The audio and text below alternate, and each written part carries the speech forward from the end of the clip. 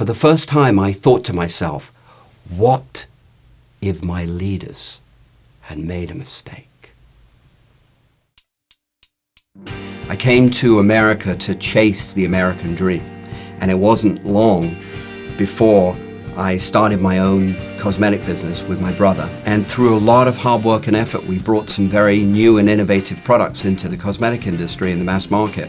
And it wasn't long before I began to experience the pleasures and the success of that. I was driving around town in a red Maserati. I had model girlfriends. And I was really sort of chasing that life, but it was really a God that I was after. As a child, I was always looking to know God, and I was searching for Him all throughout my childhood, and I have to be honest, I couldn't find Him in the synagogue experience. I found it religious. The women were concerned about what they looked like and what they were wearing. There was a lot of materialism going on. I was actually looking for a spiritual connection.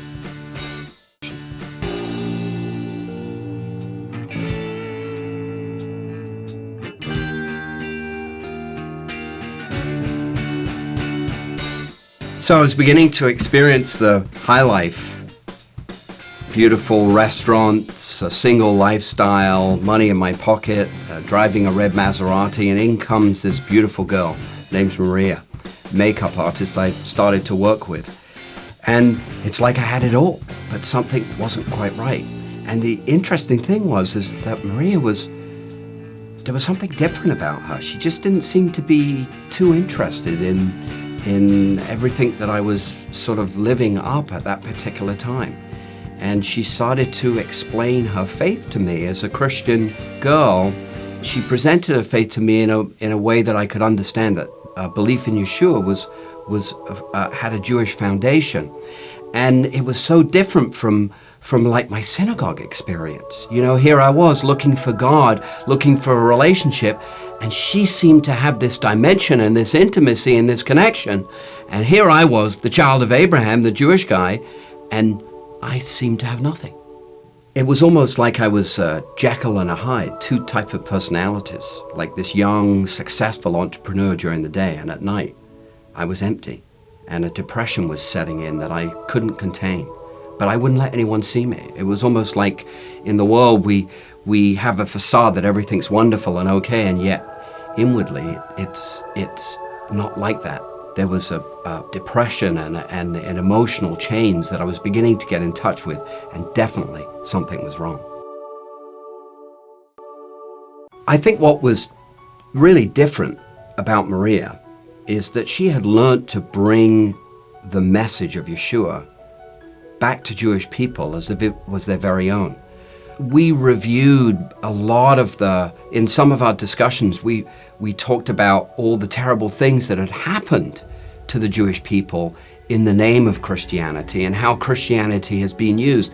And she worked very hard in her communication to separate that stuff, mainly most of the time saying that most of those people really weren't believers in the first place.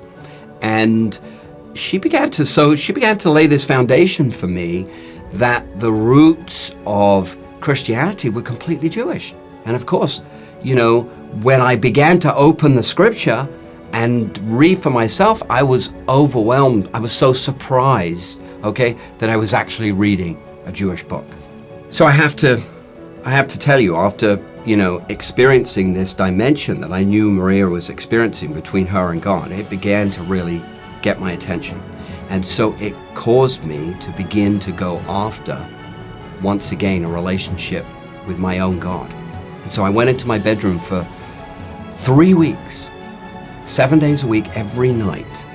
I got on my knees and I prayed. I tried to talk to God. And it was like my prayers went up to the ceiling and dropped right down to the floor. There was nothing, no connection.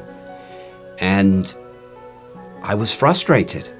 I mean, here Maria was, this Christian girl that had a relationship with my God, the God of Abraham. And here I was, a Jew, trying to have a relationship with my God, the God of Abraham, and nothing.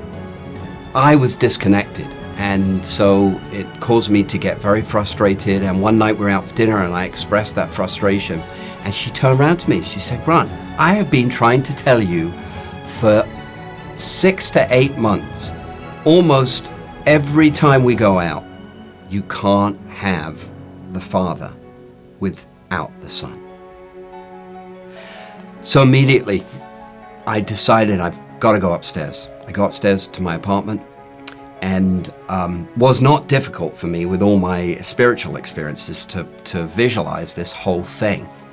And I laid on the bed and I stretched out my arm in the shape of the crucifixion tree, and I shut my eyes. And Maria had told me about a scripture, Revelations 3:20. I'll never forget it. "I stand at the door and knock. If any man hears my voice and opens that door, I will come into him, and he will hear my voice, and we will sup together." In other words, we will connect and have intimacy. So I closed my eyes and I visualized the door, and I knocked on the door. And I said, "God of Abraham, if Yeshua is," this is the exact prayer I prayed, "if Yeshua is your Son and the Jewish Messiah, I want to know the truth." Right at that moment, at that very second, a physical wind indwelt my stomach. I could almost see it swooshing into me. And I got up from the bed. I was startled. But from that moment on, I believed.